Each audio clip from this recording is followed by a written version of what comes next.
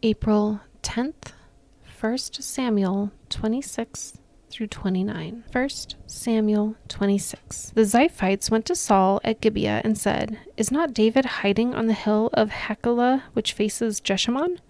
So Saul went down to the desert of Ziph with his 3,000 select Israelite troops to search there for David. Saul made his camp beside the road on the hill of Hachilah facing Jeshimon, but David stayed in the wilderness. When he saw that Saul had followed him there, he sent out scouts and learned that Saul had definitely arrived. Then David sent out and went to the place where Saul had camped.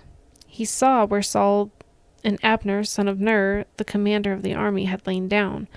Saul was lying inside the camp, with the army encamped around him. David then asked Ahimelech the Hittite and Abishai, son of Zeruiah, Joab's brother, "Who will go down into the camp with me to Saul?" "I'll go with you," said Abishai. So David and Abishai went to the army by night, and there was Saul lying asleep inside the camp with his spear stuck in the ground near his head. Abner and the soldiers were lying around him. Abishai said to David, "Today God has delivered your enemy into your hands. Now let me pin him to the ground with one thrust of the spear. I won't strike him twice." But David said to Abishai, "Don't destroy him. Who can lay a hand on the Lord's anointed and be guiltless? As surely as the Lord lives," he said, "the Lord himself will strike him, or his time will come and he will die, or he will go into battle and perish. But the Lord forbid that I should lay a hand on the Lord's anointed. Now get the spear and water jug that are near his head, and let's go." So David took the spear and water jug near Saul's head, and they left. No one saw or knew about it, nor did anyone wake up. They were all sleeping, because the Lord had put them into a deep sleep. Then David crossed over to the other side and stood on top of the hill some distance away. There was a wide space between them. He called out to the army and to Abner, son of Ner, "Aren't you going to answer me, Abner?" Abner replied, "Who are you who calls to the king?" David said, "You're a man, aren't you? And who is like you in Israel? Why didn't you guard your lord and king? Someone came to destroy your lord the king. What you have done is not good. As surely as the Lord lives, you and your men must die, because you did not guard your master, the Lord's anointed. Look around you. Where are the king's spear and water jug that were near his head?" Saul recognized David's voice and said, "Is that your voice, David, my son?" David replied, "Yes, it is, my lord the king." And he added, "Why is my lord pursuing his servant? What have I done, and what wrong am I guilty of? Now let my lord the king listen to his servant's words. If the Lord has incited you against me, then may he accept an offering. If, however, people have done it, may then he be cursed before the Lord. They have driven me today from my share in the Lord's inheritance, and have said, 'Go, serve other gods.' Now do not let my blood fall to the ground far from the presence of the Lord. The king of Israel has come out to look for a flea, as one hunts a partridge in the mountains." Then Saul said, "I have sinned. Come back, David, my son, because you considered my life precious today. I will not try to harm you again. Surely I have acted like a fool and have been terribly wrong." "Here is the king's spear," David answered. "Let one of your young men come over and get it. The Lord rewards everyone for their righteousness and faithfulness. The Lord delivered you into my hands today, but I would not lay a hand on the Lord's anointed. As surely as I valued your life today, so may the Lord value my life and deliver me from all trouble." Then Saul said to David, "May you be blessed. David, my son, you will do great things and surely triumph." So David went on his way, and Saul returned home. 1 Samuel 27. But David thought to himself, "One of these days I will be destroyed by the hand of Saul. The best thing I can do is to escape to the land of the Philistines. Then Saul will give up searching for me anywhere in Israel, and I will slip out of his hand." So David and the 600 men with him left and went over to Achish, son of Maoch, king of Gath. David and his men settled in Gath with Achish. Each man had his family with him, and David had his 2 wives, Abinoam of Jezreel and Abigail of Carmel, the widow of Nabal. When Saul was told that David had fled to Gath, he no longer searched for him. Then David said to Achish, "If I have found favor in your eyes, let a place be assigned to me in one of the country towns, that I may live there. Why should your servant live in the royal city with you?" So on that day Achish gave him Ziklag, and it has belonged to the kings of Judah ever since. David lived in Philistine territory 1 year and 4 months. Now David and his men went up and raided the Geshurites, the Girzites, and the Amalekites, From the ancient times, these people have lived in the land extending to Shur in Egypt. Whenever David attacked an area, he did not leave a man or woman alive, but took sheep and cattle, donkeys and camels, and clothes. Then he returned to Achish.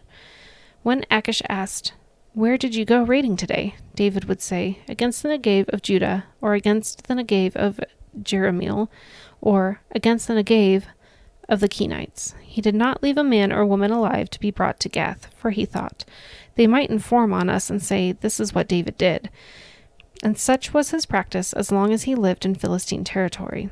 Achish trusted David and said to himself, "He has become so obnoxious to his people, the Israelites, that he will be my servant for life." 1 Samuel 28. In those days, the Philistines gathered their forces to fight against Israel.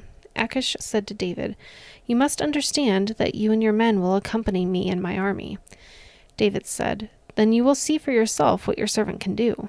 Achish replied, "Very well, I will make you my bodyguard for life." Now Samuel was dead, and all Israel had mourned for him and buried him in his town of Ramah. Saul had expelled the mediums and spiritists from the land. The Philistines assembled and came up and set up camp in Shunem, while Saul gathered all Israel and set up camp at Gilboa. When Saul saw the Philistine army, he was afraid. Terror filled his heart. He inquired of the Lord, but the Lord did not answer him by dreams or Urim or prophets. Saul then said to his attendants, "Find me a woman who is a medium, so I may go and inquire of her." "There is one in Endor," they said. So Saul disguised himself, putting on other clothes, and at night he and 2 men went to the woman. "Consult a spirit for me," he said, "and bring up for me the one I name." But the woman said to him, "Surely you know what Saul has done. He has cut off the mediums and spiritists from the land.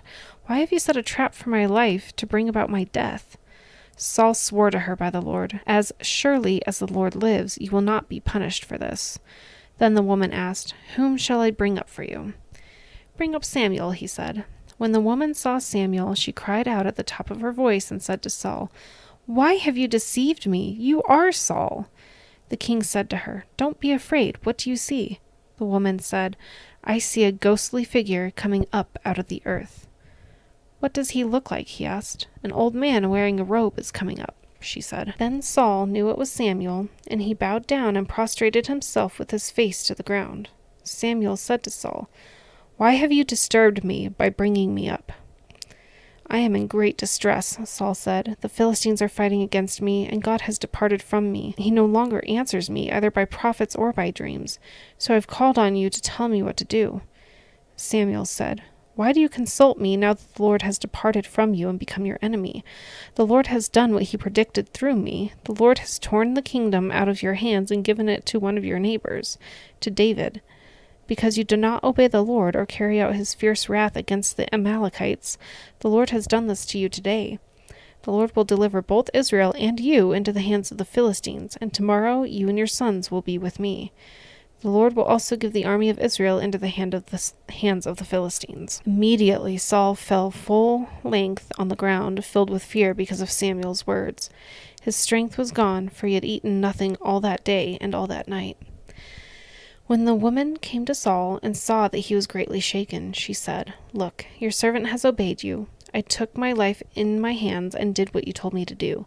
Now please listen to your servant and let me give you some food so you may eat and have the strength to go on your way." He refused and said, "I will not eat." But his men joined the woman in urging him, and he listened to them. He got up from the ground and sat on the couch. The woman had a fattened calf at the house, which she butchered at once. She took some flour, kneaded it, and baked bread without yeast. Then she set it before Saul with his men, and they ate. The same night they got up and left. 1 Samuel 29. The Philistines gathered all their forces at Aphek, and Israel camped by the spring in Jezreel. As the Philistine rulers marched with their units of hundreds and thousands, David and his men were marching at the rear with Achish. The commanders of the Philistines asked, "What about these Hebrews?" Achish replied, "Is this not David, who was an officer of Saul, king of Israel? He has already been with me for over a year, and from the day he left Saul until now I have found no fault in him." But the Philistine commanders were angry with Achish and said, "Send the men Send the man back, that he may return to the place you assigned him. He must not go with us into battle, or he will turn against us during the fighting. How better could he regain his master's favor than by taking the heads of our own men? Isn't this the David they sing about in their dances? Saul has slain his thousands, and David his tens of thousands. So Achish called David and said to him, As surely as the Lord lives, you have been reliable, and I would be pleased to have you serve with me in the army. From the day you came to me until today, I have found no fault in you, but the rulers don't approve of you. Now turn back and go in peace. Do nothing to displease the Philistine rulers. But what have I done? Asked David. What have you found against your servant from the day I came to you until now? Why can't I go and fight against the enemies of my lord the king? Achish answered, I know that you have been as pleasing in my eyes as an angel of God. Nevertheless, the Philistine commanders have said he must not go up with us into battle. Now get up early, along with your master's servants who have come with you, and leave in the morning as soon as it is light. So David and his men got up early in the morning to go back to the land of the Philistines, and the Philistines went up to Jezreel.